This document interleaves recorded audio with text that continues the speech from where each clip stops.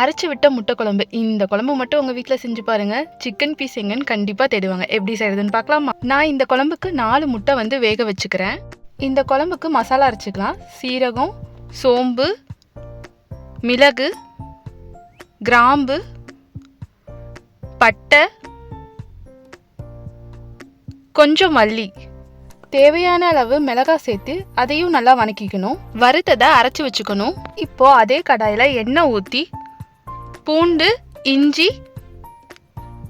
ஒரு கை சின்ன வெங்காயம் சேர்த்திக்கோங்க. ஒரு தக்காளி, 6 முந்திரி, 1/4 டீஸ்பூன் குழம்பு மிளகாத்தூள் சேர்த்து நம்ம மிக்சியில் ஆட் பண்ணி கொஞ்சம் தேங்காய் வச்சு அரைச்சிக்கலாம். இப்போ குழம்பு செய்ய பாத்திரத்தில் பட்டை, ஏலக்காய், கிராம்பு, கருவேப்பிலை, பச்சை மிளகாய், வெங்காயம் இதெல்லாம் சேர்த்து வணக்கிறதுக்கப்புறம் நம்ம அரைச்சி வச்சிருக்க பேஸ்ட்டையும் ஆட் பண்ணி மஞ்சத்தூள் ஆட் பண்ணி பச்சை வாசம் போனதுக்கப்புறம் அரைச்சி வச்ச பவுடரையும் ஆட் பண்ணி தண்ணி ஊற்றி கொதிக்கும் போது முட்டை போட்டு ஒரு 10 நிமிஷம் குக் பண்ணி எடுத்தீங்கன்னா சூப்பரான முட்டை குழம்பு ரெடிங்க. மறக்காமல் சப்ஸ்கிரைப் பண்ணிக்கோங்க.